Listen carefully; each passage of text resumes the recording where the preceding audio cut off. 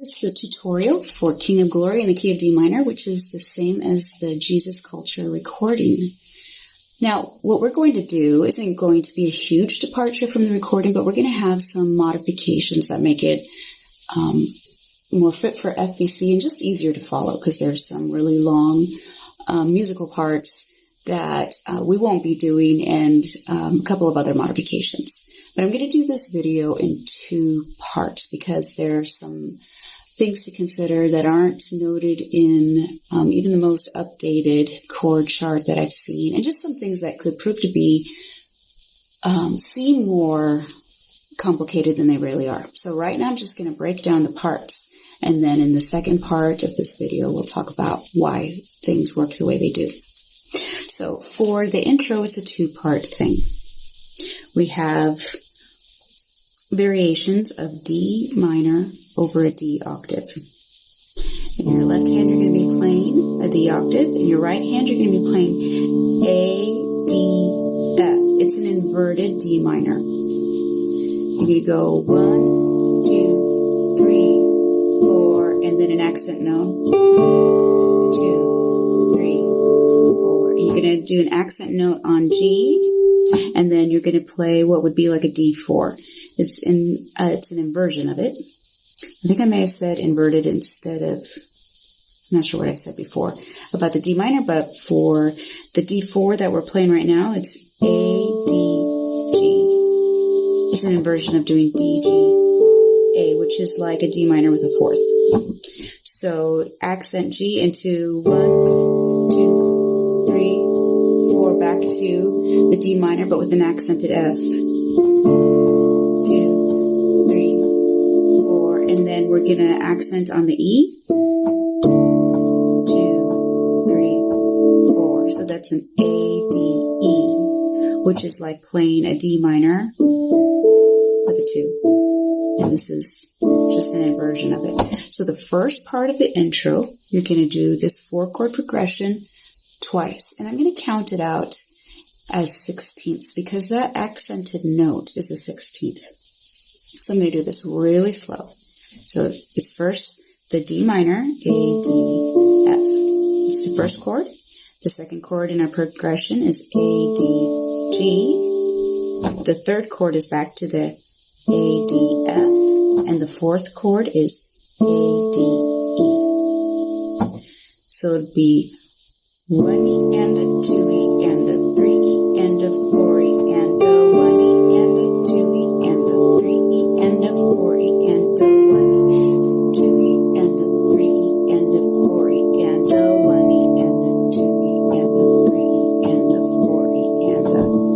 do that part twice. So when you're counting 16ths, instead of like with eighth notes, we go 1 and 2 and where you have the ands represent the eighth note beat between the E and represents the 16th notes. So one more time and then we'll do the second part of this intro. So remember, this 4-chord progression is twice.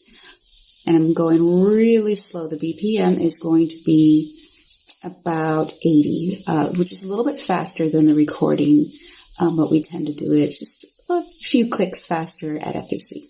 So 1E and a 2E and a 3E and a 4E and a 1E and a 2E and a 3E and a 4E and a 1E and a 2E and a 3E and a 4E and a 1E and a 2E and a 3E and a 4E and then start over. So that last 1E and is where you do your accent.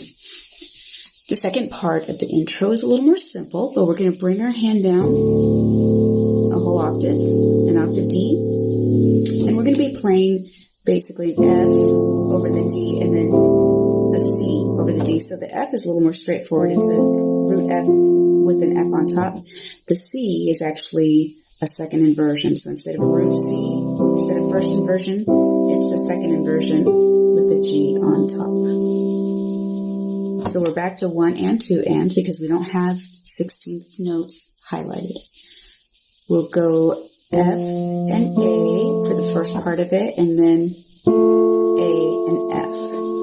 So 1 and 2 and 3 and 4 and then we'll do G and C, and then C and G. 1 and 2 and 3 and 4 and. And we'll do that 4 times. So it'll sound like this.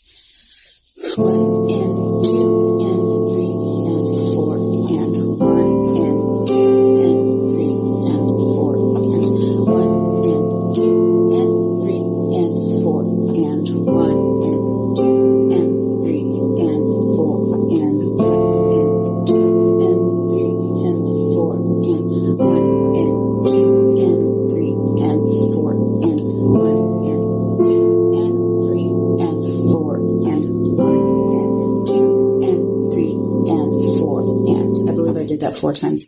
I was just focusing on the count. So I'm not positive I did 4. But anyway, that is going to be your intro. You're going to go.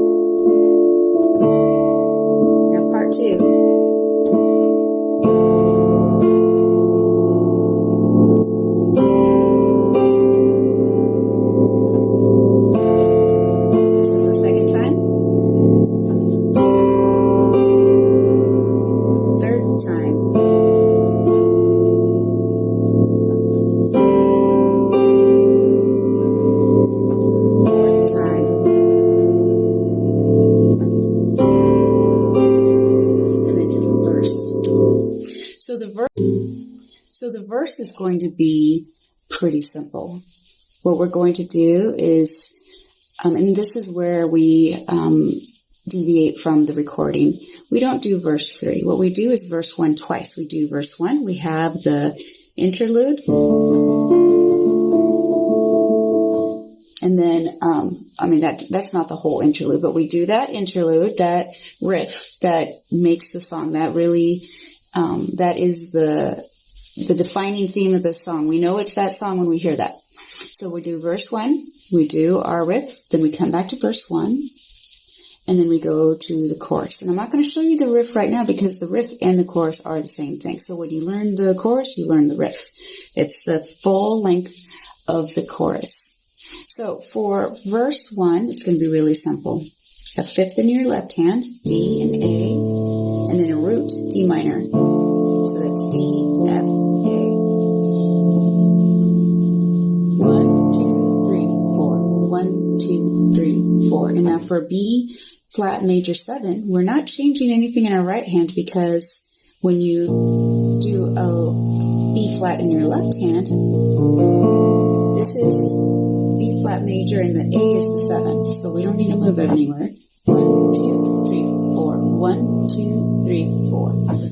And then to F, we'll do an octave F, and this is this is second inversion, root F. So C, F, A. 1, 2, 3, 4. 1, 2, 3, 4. And then A minor, we do octave A in the left hand, and then first inversion, C, E, A. 1, 2, 3, 4. 1, 2, 3, 4. So for the first time through the verse, that's all you're doing. Going 1, 2, 3, 4. 1, 2, 3, 4. 1, 2, 3, 4. 1, 2. Jesus, you're glorious. You are so glorious. With eyes that blaze like burning fire. Jesus, you're glorious. You are so glorious. And then when you come back to the verse a second time, this is going to take a little more control, but you're doing the same notes, but you're breaking the chord and you're going to be rocking it. So instead of playing D, F, A all together, so your first, your third, your fifth, for every chord in the second time through you're breaking it, you're playing the third and the fifth and rocking to the 1.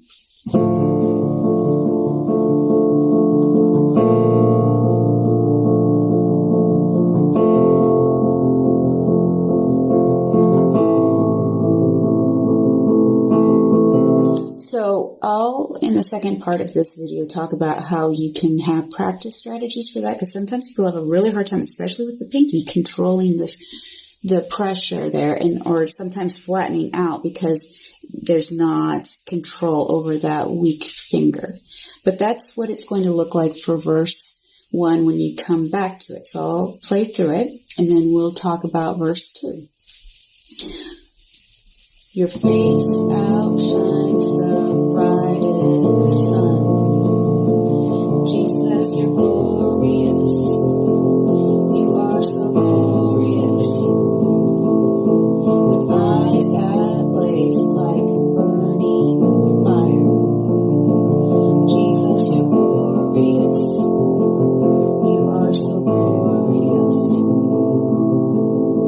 So even though we've broken the chord, and instead of giving it a full 4 counts, well, it's 8 counts because we're playing it for 2 measures. 1, 2, 3, 4. 1, 2, 3, 4. We're going 1, 2, 3, and 4, and 1, and 2, and 3, and 4. And so we're hitting the root note of each chord on the ands. 1 and 2 and 3 and 4 and... All right, so when we do verse 2, we're going to change the rhythm a little bit. Actually, no, let's not do that. Let's do the same thing for verse 2, only we're going to bring it lower. So we'll be all the way down here.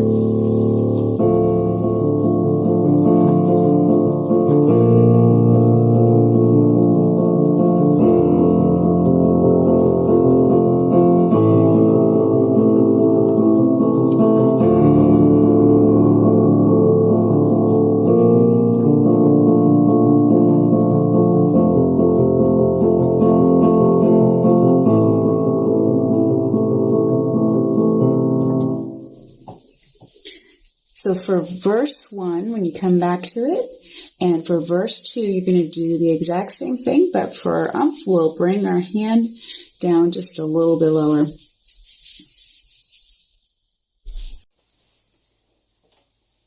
Now, when you know the chorus, you know the riff. The riff and the chorus are the exact same thing until we get to the high point where we play the chorus as though it is a bridge, and that's when we change the riff. So the value of the chorus, the D minor, the B flat major 7, the G9 over B, and I'll explain slashy chords in the second part of this video. And then that number, the first ending, that's the whole, that when we play through that whole thing, that's the chorus one time, and it's also the length of a full riff between the verses. So the D minor, the B flat major 7, and the G9 over B, we play 2 bars at a time. We change more quickly in the second part when we get to that first ending, but I'll walk you through it. So we're doing the exact same thing with our right hand for the first 3 chords. So it would be D, A, D, A, F, A, F, A, E, A, E, A, E, A, E, A. So it'd be 1 and 2 and 3 and 4 and 1 and 2 and 3 and 4 and then the same thing in the right hand by moving your left hand to B flat.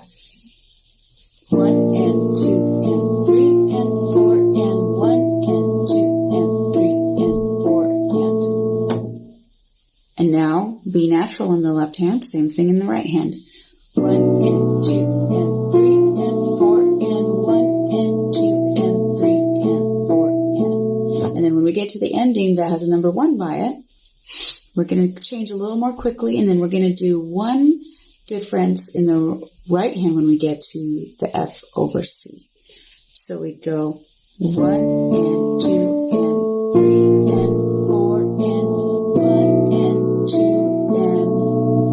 and then for F over C, we're going to play a C, in the left hand, when you have the slash chords, the chord on the left is the melody chord. So it's what you play in your right, because on your right hand you're playing the melody. The chord on the right is the bass. So we're going to play it with our left. So it's a weird kind of switcheroo, but that's the reason behind it. So when we get to F over C, it'll be C, G, C, J, C, G. And then you see a D minor, but it says to verse, so then you're starting back over. Okay, so it'll be King of glory, have your glory. King of glory, have your glory. And then back to verse. It's a quick change. So when you're practicing, you're gonna want to practice moving from the riff to the verse. Practice that transition until it's smooth. So that is your riff between the verses, and it is also your chorus. And it's your chorus each time. And the only thing you're going to be doing different as it gets amplified until we get to the chorus that is more like the bridge, the changes will be repeating the left hand. So as it gets bigger, you'll go King of glory. And if that seems like too much, you could just go King of glory, have your glory. King of glory, have your glory. So you're doing the same number of changes in the left hand when you get to the second half of the chorus. And if you want to build with some more movement in your left hand, you're gonna do so 1 and 2 and 3 and 4. So it'd be on the 1 and 3 that you would be playing the left hand. And then you could also just play lower. Same thing on the 1 and 3, 1 and 2 and 3 and 4 and 1 and 2 and 3 and 4 and 2 and 3 and 4 and 1 and 2 and 3 and 4 and 1 and 2 and 3 and 4 and 1 and 2 and 3 and 4 and 1 and 2 and 3 and 4 and 1 and 2 and 3 and 4 and then the verse. Now when we get to what we would call the bridge, which is actually just the chorus, the only thing that's changing in the riff are a couple of notes. So we'll still do the D, A, D, A, F, A, F, A, only we're walking up now. G, A, G, A, switch. D, A, D, A, F, A, F, A, G, A, G, A, switch. Now we're on the B natural. D, A, D, A, F, A, F, A, G, A, G,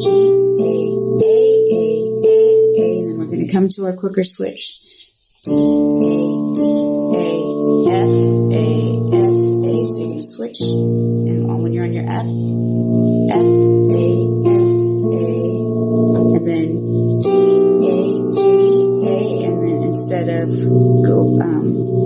going up, you're going to go, when you're on the C,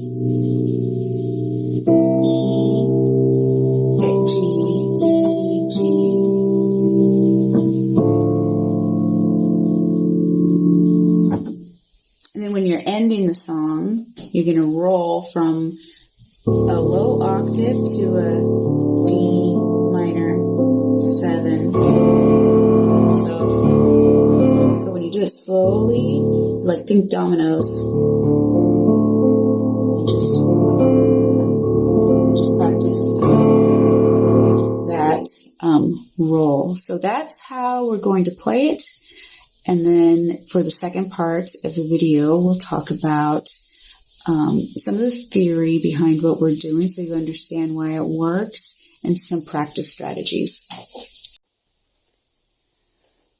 Here's the playthrough for King of Glory. We're going to do it at 138. Remember, the official BPM is 147. The FEC BPM tends to be about 152, but we're going to do for the sake of practice goals, we're going to do 138, and it's not going to be a ton of repeats, but it should give you an idea of what to do. Intro.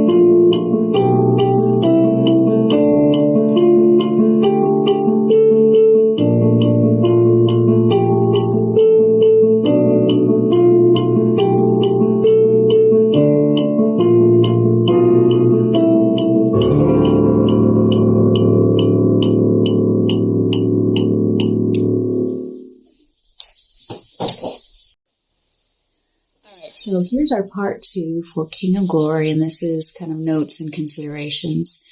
The first thing we're going to talk about is the chord chart. The King of Glory chord chart is pretty minimal. You'll have lots of chord charts where they include every single interlude, every single chord, walk up and down, and they leave nothing to the imagination. Well, this one is not like that at all. It doesn't even include the intro. And it doesn't include the little riffs in between. It's just the verse, chorus, and that's it. Because there is no bridge, we treat the chorus like a bridge. So that's the first thing to know. And the reason why it's really okay, especially for this song, is because that intro is so long, and you're going to need to get comfortable with playing it for a while, because that's when the MC is going to be talking and then praying before the beginning of service. This song will never be anything other than the first song.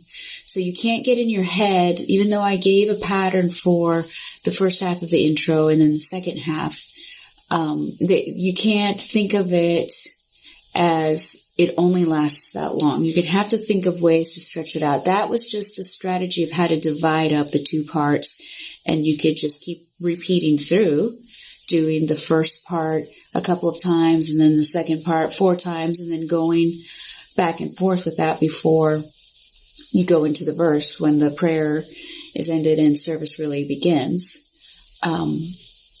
But whatever you decide to do, hopefully you get really comfortable with the intro so that you can really listen to yourself and pay attention to how it sounds against how the speaker is going. Like you can kind of tracing the sound, where you can kind of judge what's going to make more sense as a backdrop for what the speaker is doing. If someone is praying, it might sound better to do the during prayer as opposed to the this might be better for while they're talking. But either way, know it well enough that you can make that judgment. And then when we get to verse 1, you may kind of find yourself holding on to D minor for a while. Because sometimes the singer misses their mark. And so you just kind of stay in here until they start your face. And as soon as they get to face, it's like, all right, we've started verse 1. So those are some major things to consider about how to start the song and how where we put the song and how to think of it. The other thing to think about when looking at the chord chart is we do not do the second ending on the chorus. You'll see a first ending. That's what I taught you, is that progression through, which is also the riff, and then it says to verse, or you loop back around. It ends on a D minor. So you would basically ignore that D minor because you're going into a verse, or you ignore that D minor because you're going back into the chorus. But we never use ending to, the one that says to chorus. I believe that's what they do for that transition that's more like a bridge. When that's the signal of we're going up. We do a vocal signal. Mikkel and Amanda go up, literally. They walk up in the scale to give that cue of now we're treating it like a bridge, and so it's the high point of the chorus. But again, we don't do that second ending that is almost identical except for it has an A/C sharp chord. We won't be doing that. And I think I mentioned before in the demonstration that we never do verse 3. We repeat verse 1 and we do verse 2, but we never do verse 3. Another thing that is missing from this chord chart is the BPM. I mentioned 80 as a BPM earlier, but that really depends on how you want to set the metronome. If you want to set it as a pulse or the literal beats per measure. A pulse is going to feel different than beats per measure.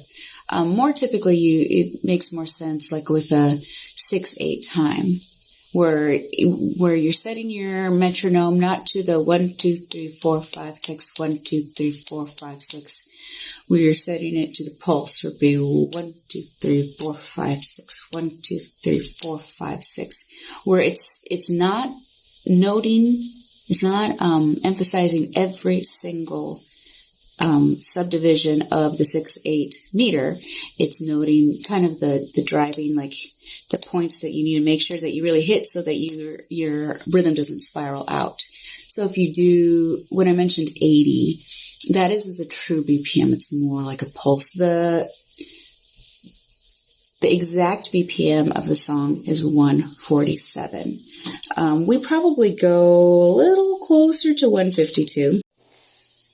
All right, I'm going to talk to you now about practice strategies for 3 parts of King of Glory. The 3 parts that that could possibly give you trouble in staying relaxed and having control over it. The first part is the intro, where you have the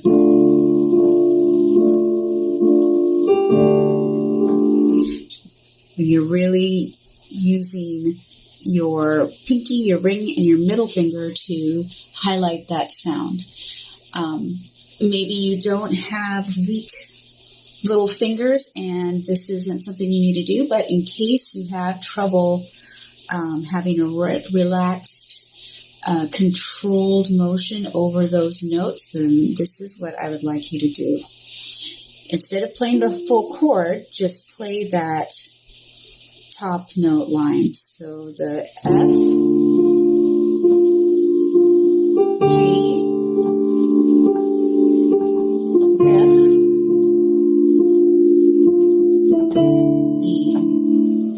And notice my fingers aren't like kicking up between each one. I'm not lifting all these fingers as I'm driving down and highlighting each note. And that's because my hand shape stays round. It's not like this exaggerated round shape, but it's not flat. We don't want to play with flat fingers. We want to be on our fingertips, have rounded hands, and then when you're hitting those notes, it's more like you're driving from your wrist. You have relaxed fingers, and you're pushing. Notice my wrist is coming up. You're pushing down. You're driving the feel from your wrist.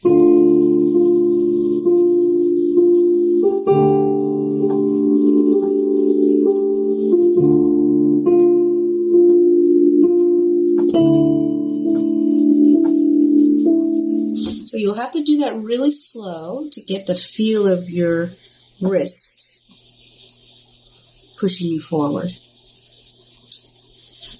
The second part that will probably need extra care and attention is the part in the verse where you're breaking the chord and rocking.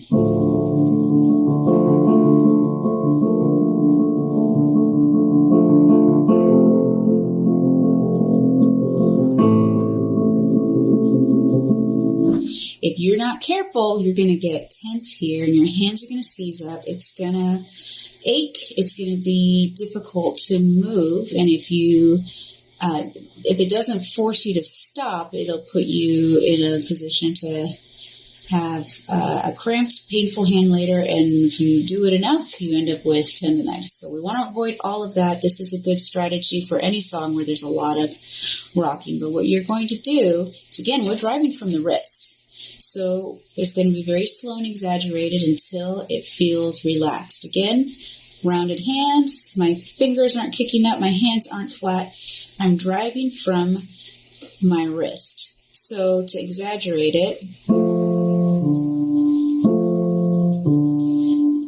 you're gonna, right now it's exaggerated. When I'm playing, it's a really subtle rock because I have control over it. But when you're learning to get control over it, you're landing. Remember the heaviness, you feel it in your wrist, not your hands.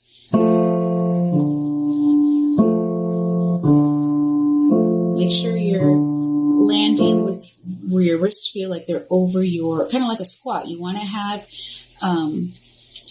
your knees hanging out over your feet. You want to feel your body sit over your heels. It's that kind of thing where you're like, where you want to feel your support from your wrist over your fingers. And sometimes it can be a hard thing to really get a good feel for.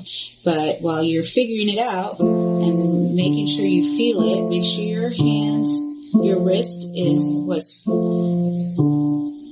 sitting over the notes and giving it the force. It's not an after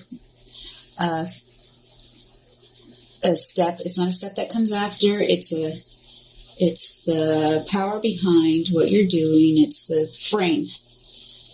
that your fingers are going to be sitting in and receiving the motion from. And then the third part is the riff.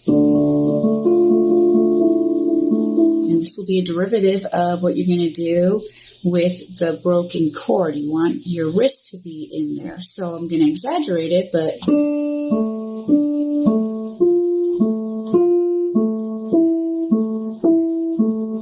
you want to make sure that your fingers feel really loose, like they probably look a little sloppy when I'm playing it, but it's because I really want to emphasize the feeling coming from my wrist. You know, lean into it. Remember, like a squat, you're sitting into it. You want to feel, instead of feeling your hips over your heels, you're feeling your wrist over your fingers. So those are the 3 considerations. You can reach out to me if those things don't make sense or if you need extra time to figure that out. But your wrist work is going to be very important. Another thing that will be important is your height over the keys. If you have little hands like mine and if it feels like you've got too much power coming from your hands and not like being able to have your weight over the keyboard, then bring up the seat so that you can really have proper leverage over the keys.